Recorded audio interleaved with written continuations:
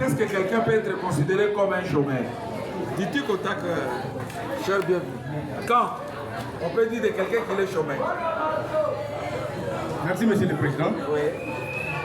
Une personne peut être considérée un chômeur quand il est en train de chercher un emploi, il ne le retrouve pas. Et à ce moment-là, il est appelé chômeur. La réponse là est incomplète. Pourquoi?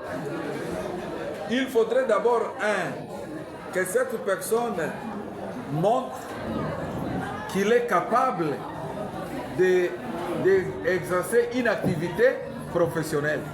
Et qu'est-ce qui donne à la personne cette faculté de réaliser une activité professionnelle? Donc, il doit avoir été formé de manière formelle ou informelle.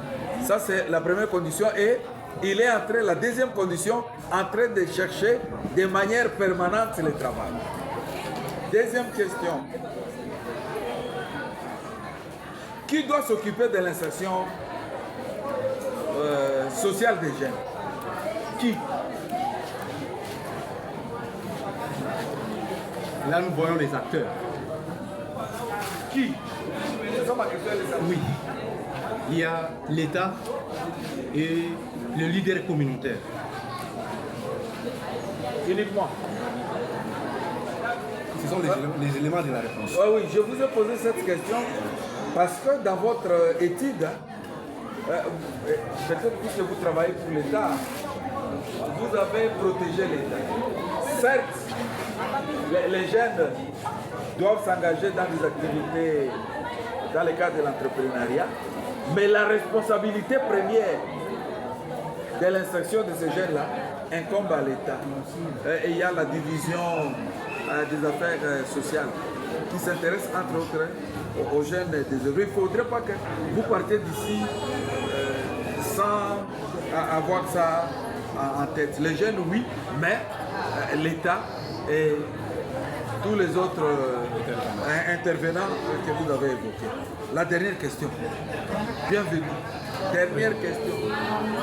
Quelle a été la taille? Si vous continuez à crier, je peux poser jusqu'à 10 questions. Quelle a été la taille de votre échantillon? Pourquoi je vous pose cette question?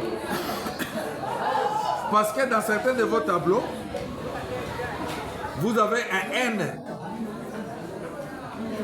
de 45, dans d'autres un N de 63 et dans d'autres encore un N de 99.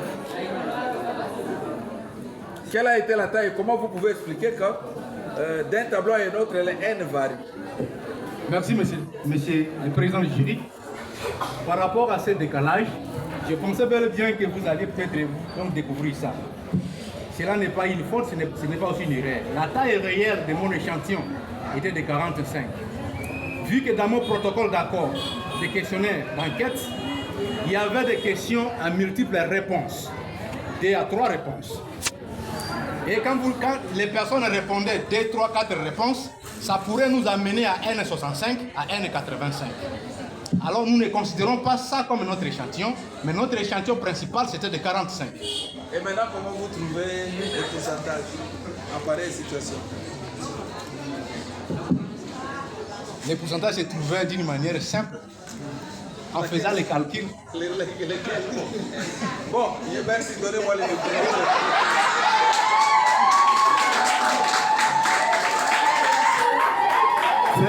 Je dirais que c'est sur ces entrefaites que nous allons fermer la clé sous le paillasson, tout en espérant que là où vous êtes et là où la vie va vous amener, vous serez capable de continuer à faire montre que l'université du Bas-Zuélé n'a pas perdu l'État. Et surtout, arrangez-vous de payer les frais.